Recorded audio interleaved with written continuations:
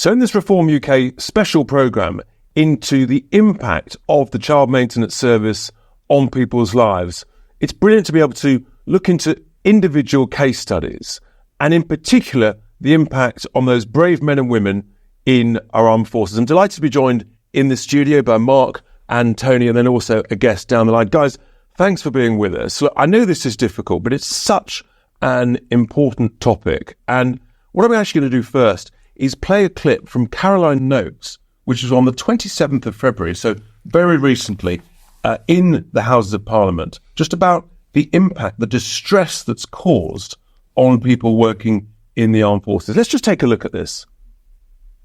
When constituents come to our surgeries to discuss their child maintenance service concerns, cases, complaints, they are almost invariably very distressing meetings that we have with them, including a man in tears because he simply couldn't get the child maintenance service to adequately explain the arrears on his account. On the phone, they would tell him that he owed nothing, and then days later he would get a letter telling him he was several £1,000s in arrears. They would then attach a deductions of earnings orders to his employer, the Ministry of Defence, whereas he said it became professionally very difficult for him because he wasn't allowed to be in debt. Yet whenever he spoke on the phone, he was told that he was not in debt. So look, there are complexities and confusions within the system that still prevail.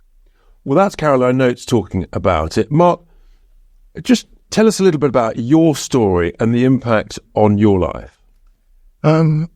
My story, right, well, started around 2009 and an assessment was made which predated my daughter's birth. That's an assessment of the income? Assessment of my income. Before your daughter's birth? Yes, so the case started whilst also my daughter was here, but the date they used predates her birth, right? So they did an assessment and then at that time I was on about probably 30 odd K a year. The assessment came through and it's assessed me on 70 odd £1,000. 70,000? Yeah. But you were earning about 30 odd? About half of that. So I then I queried it. I said, well, I've never earned that much money. They said, well, that's the assessment. And because I hadn't responded within a certain time frame, they said I had to pay that much there and then. I gave my present employer's details, which was about 25k a year. But they still persisted with the 70 odd £1,000, and they made their calculations based on that, and then chased me ever since. So I've been querying and sort of going back to them, saying, "Look, this is wrong, and could you correct it?" And where did it end up? Did it go as far as a liability order? Yes. So later on down the line, a liability order was heard, but that was heard in a place called Salford, some 200 plus miles from where I live. So the liability order was granted, and then at the later stage, a charging order was then placed on my house. So they placed a charging order, and did they try and sell your house? Yes, this has been going on for some time now. So up until 2019, they tried to get a possession order of my house to recover what they alleged was about nearly £9,000. Unbelievable. And then you actually showed you had some proof of payment. What did they do then? Yes, I had some proof of payments.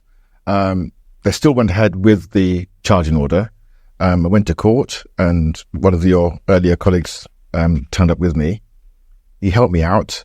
The courts didn't grant the possession order, and so there I promised to pay a payment of £150 a month until this was sorted out.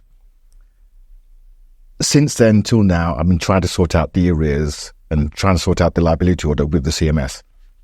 I mean, just extraordinary. And it seems to take, this for you, this has been like over a decade. Yes, yeah, definitely so. I just can't believe the level of, the time frame and the level of errors just seem absolutely huge. And just finally, Mark, how's this impacted on you, on your own state of mind? Okay, so I'm an ex-serviceman. I'm very, very, very proud of it. Quite right too. And since leaving the services, I played rugby, boxing. I've become a rugby coach for a youth team, paragliding, adventure training. So those are the things that are my hobbies. Sound brilliant. Yeah. So yeah, I try to keep active. I try to, carry on the military sort of ethos type thing. I've then, since the CMS come into my life, it's just chipped away, chipped away, chipped away. I don't recognize myself now. I'm not as adventurous as I used to be. It's stripped away your whole sort of sense of trust in administration. Yeah. I mean, if you served our country, the very least you would expect is that the administration would properly serve you. And it's debilitated you, it sounds like.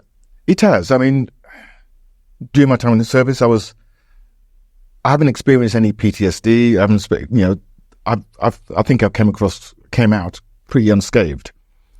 Since then, since the CSA got involved with me, I'm getting palpitations. I'm having to speak to sort of counsellors just to sort of get over the emotional impact of this.